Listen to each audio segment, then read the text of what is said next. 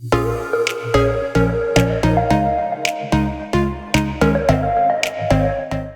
is up, guys? It's Tom from Tech Time, and today I want to talk about my 1 week experience with the OnePlus 7 Pro. There's been a ton of mixed reactions on this smartphone right here. It's most likely because of the way that, this year OnePlus just kind of threw themselves to the wolves and came out with this Pro model, which is pretty much a base level flagship in terms of pricing anyways. This comes in at starting price of $669 up to $750. This particular model is $699. It's the T-Mobile variant, and this is the 8GB 256 gig of storage. And then you also have 6 and 128, and then you have 12 and 256, which is the ultimate smasher right there, and that comes in at $750. Comes in two colors, Mirror Gray and Nebula Blue, which we'll take a look at in a second. And the mixed reactions come from them throwing themselves pretty much into a flagship market now. Even though it is on the lower end price-wise, it's still in that market. It's out of the, premium mid-range, and they've thrown themselves into this market. They called this phone a Pro model.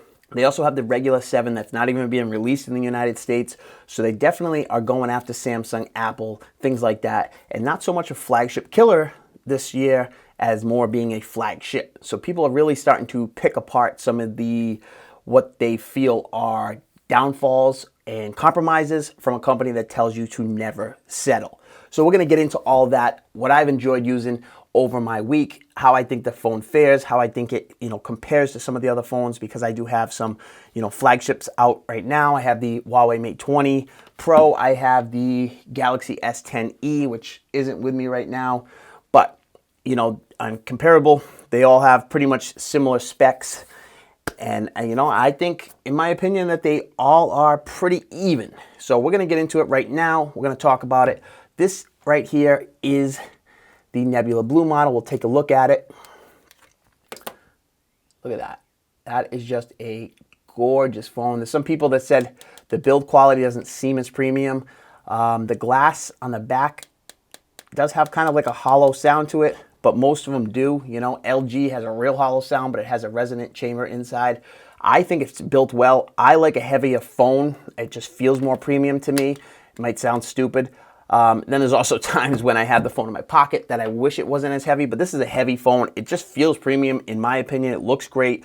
The edges of the screen meet up to the body, no problem. It's aluminum build around the side with a Quad HD screen, 6.67 inches, and it is beautiful, 90 hertz, and it really is gorgeous. It's one of the nicest screens I've seen on a smartphone that I've ever used. I had the Galaxy Note 9, the Galaxy S10e, I got the Mate 20 Pro. I've used all the heavy-hitting phones, and this is right up there, if not better, than the Galaxy Note 9 screen, in my opinion. This is a Samsung-made screen, so, it's going to be a nice screen. 90 hertz refresh rate, everything's buttery smooth. It flows, it goes well with the speed of this phone, because OnePlus is known for being a speed demon, and this phone is no different. It is actually the fastest phone that I've ever used.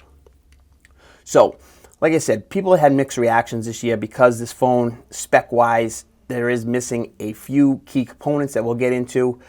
But I think, starting it off spec for spec, you have all the top specs.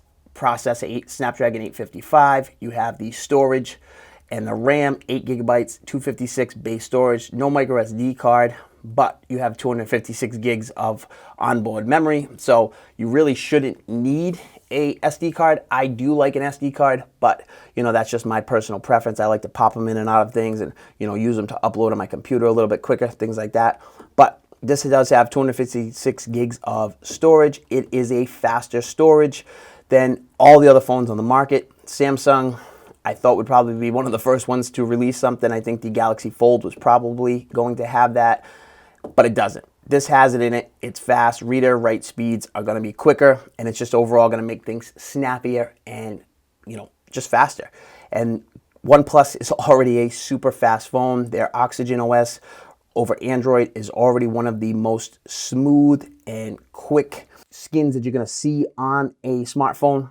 So it's tough to see it get any quicker, but this year it has. And the 90 Hertz refresh rate really just makes it seem that much faster. It really does. Things just open quick. You know, apps open within a matter of seconds. Quick. You know, everything just goes super fast on this. There's no way that I can see that you're going to slow this thing down at all. 𝐋𝐲 is great. I think it could have used a little bit of a refresh this year. Not so much a refresh, but some, you know, maybe tweaks on some of these overall like appearance of things. But to me, it's not a big deal. I've seen some other people complaining about it. Me, I snap Nova Launcher on everything really, and that's what I kind of run with. And then obviously 𝐋𝐲 is paired over that.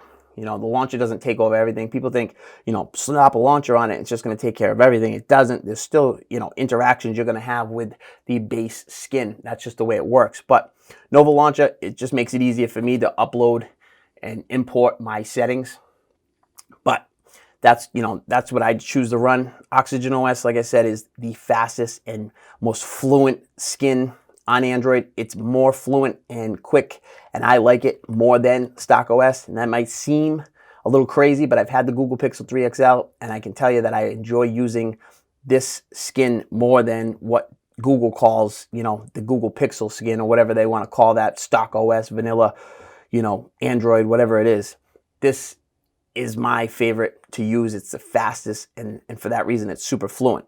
On the other hand, I do like using Samsung skin. It's a little bit more bogged down, but it does have a ton of options. So, you know, it really just depends on my mood. But if I want speed and I want ultimate performance, it's going to be this baby right here, or really any of the OnePlus phones, because the 𝐋𝐲 is super fast. You're always going to get updates super quick on this thing. They're always pushing out updates, security patches, things like that. The T-Mobile variant on the OnePlus 6T, I did have some delays compared to the unlocked versions, but there is ways now to, you know, if you want to get the international firmware on there, you can do it, and you can get over-the-air updates. So that's, you know, one option to do things if you want to kind of sidestep T-Mobile's update pattern that they do. They're always normally a step behind.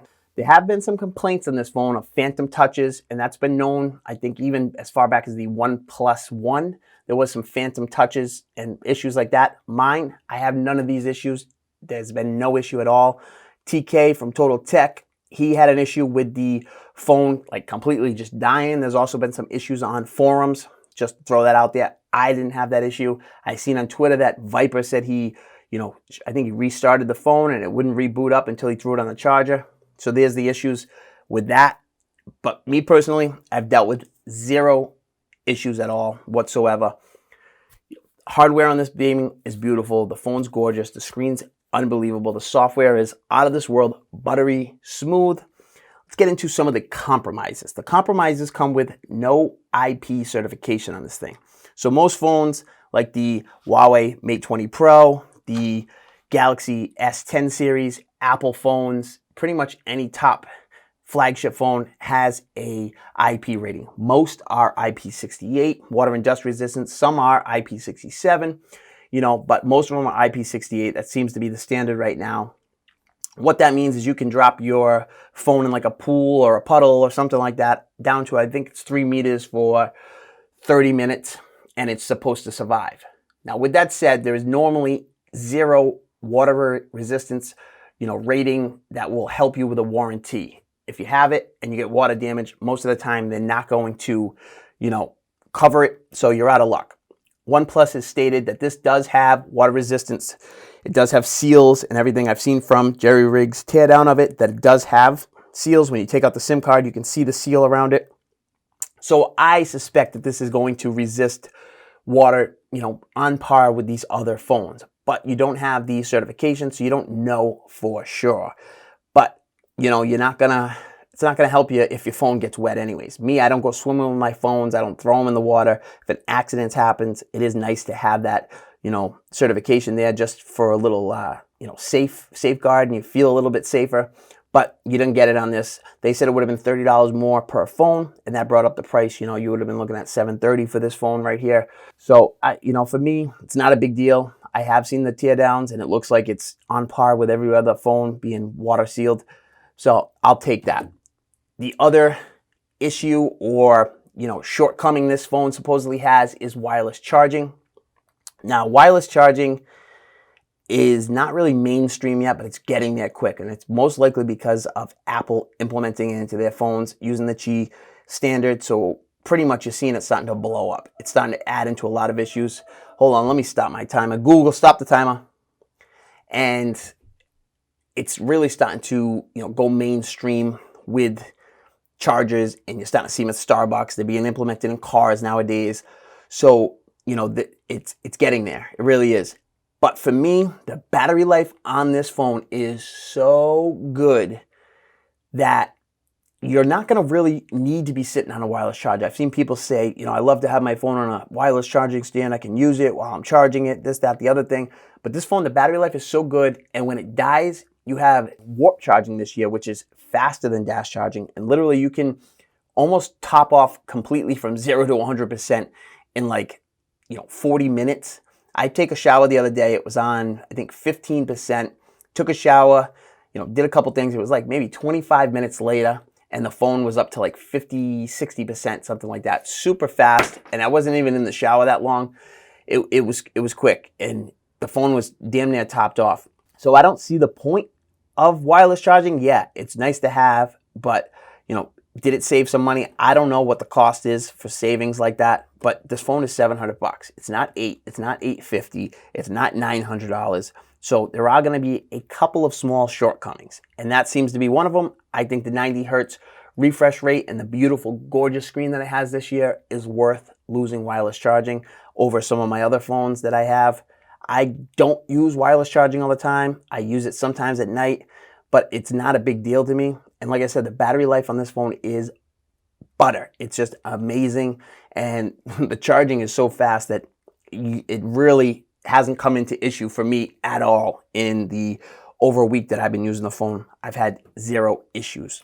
Now, let's get into the one issue I do see with this phone, and that would be the cameras. You have a 48 megapixel camera on the rear as your main sensor. And what that does is uses a pixel binning technology, and you get a 12 megapixel picture out of the 48 megapixel. It does some kind of crazy trickery, and you get a really crisp 12 megapixel photo. You can also go into RAW on Pro mode, and you can shoot RAW, or you can shoot a 48 megapixel JPEG. So you have options to shoot the full 48 megapixels. In the regular camera mode, though, it is 12 megapixels.